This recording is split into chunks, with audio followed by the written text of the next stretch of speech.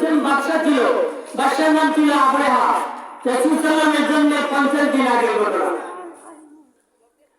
সম্মানিত উপস্থিতি, আবরাহা যখন দেখলেন ইয়ামেনের বাদশা আবরাহা প্রতি বছর কাবা শরীফের মধ্যে পৃথিবীর বিভিন্ন দেশ থেকে লক্ষাধিক মানুষ এসে সেই কাবা জিয়ারত করে তারা তাদের প্রভুর বিধিবিধানগুলো পালন করে।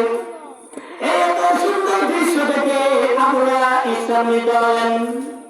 সে আবার পরিকল্পনা করলো কিভাবে মানুষদেরকে কাবা থেকে দূরে রাখা যায়। এবার সে কোটি কোটি টাকা খরচ করে একটি গির্জা নির্মাণ করলেন। একটি গির্জা নির্মাণ করে এবার মক্কাবাসীদেরকে এলান করে দিলেন, তোমরা ওই কাবার ঘরের মধ্যে সমবেত না হয়ে একত্রিত না হয়ে এই বাদশাহ ইয়ামানের বাদশাহ আবরার অসংখ্য অগণিত টাকা পয়সা খরচ করে নির্মাণ করেছেন, অনেক স্বর্ণ মুদ্রা দিয়ে নির্মাণ করেছেন, এই গির্জায় এসে তোমরা সমবেত হবে। গির্জায় এসে তোমরা সমবেত হবে।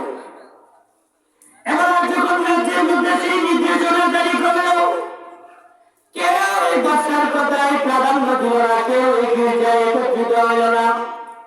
অবশেষে বাদশাহ সিদ্ধান্ত নিল, আমি মুসলমানদের এই কাবাকে ভেঙে ফেলবো। যদি মুসলমানদের এই কাবা ভেঙে ফেলি তাহলে বাধ্য হয়ে তারা আমার গির্জায় আসবে। সিদ্ধান্ত চূড়ান্ত হয়ে গেল। আবরাহা হাতি বাহিনী দিয়ে এবার কাবার দিকে রওনা দিলেন, মুসলমানদের কাবাকে ধ্বংস করে ফেলবে। বিশাল ঘটনা।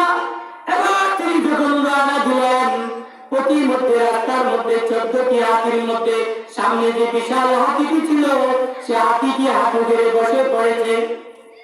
হাতিতে হাঁটু গেড়ে বসে পড়েছে কাবার নিকটবর্তী স্থানে। অনেক মাঠ ঠিক করা হলো, হাতিকে সামনের দিকে নেওয়া গেল না।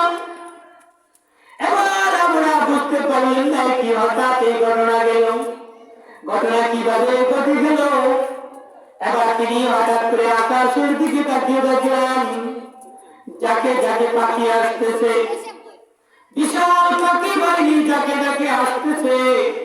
এবার তারা দিশেহারা হয়ে গেল। পাখিগুলো আসতেছে, প্রত্যেকটি পাখির মুখে একটি পাথর, দুই পায়ের মধ্যে দুটি পাথর, এক একটি পাখির কাছে 3টি পাথর। এক একটি পাখির কাছে কয়টি পাথর? 3টি পাথর। এবার পাখিগুলো আসলো, আবার হস্তি বাহিনীর উপর নিক্ষেপ করতে শুরু করলো। নিক্ষেপ করার পর যখন পাথরগুলো যা যে হাতিটার উপর পড়েছে সে হাতিটা ধুলায় ভূষণিত হয়ে গেল। আল্লাহ বলেন ওয়া আরসালা আলাইহিম তাইরান আবাবিল। হে মুহাম্মদ, তোমার জন্মের 50 দিন পূর্বে যখন ইয়ামানের বাদশা আবরাহা এই কাবা ঘরকে ভেঙে ফেলার জন্য আসছিল, আমি আবাবিল পাখি তাদের জন্য পাঠিয়েছিলাম, সেনাবাহিনী রূপে আবাবিল পাখি পাঠিয়েছিলাম। সে আবাবিল পাখি তাদের উপর কঙ্কর নিক্ষেপ করেছিল।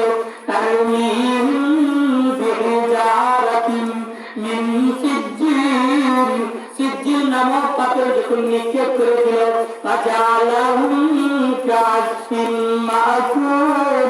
একটি পাথর যার উপর পড়েছে দল দল সবাই গোলাই দূষণিত হয়ে গেছে। দল দল বিশাল বাহিনী গিয়েছিল কাবা করতে উল্টায় ফেলতে, ভেঙে ফেলতে। সম্ভব হয়েছে? আল্লাহ রাব্বুল আলামিন বিশাল কিছু ব্যবহার করছে, মাত্র ছোট ছোট পাখি ব্যবহার করছে, আবাবিল পাখি, সবকিছু ধ্বংস করে দিয়েছে। আল্লাহ রাব্বুল আলামিন রক্ষা করেছেন।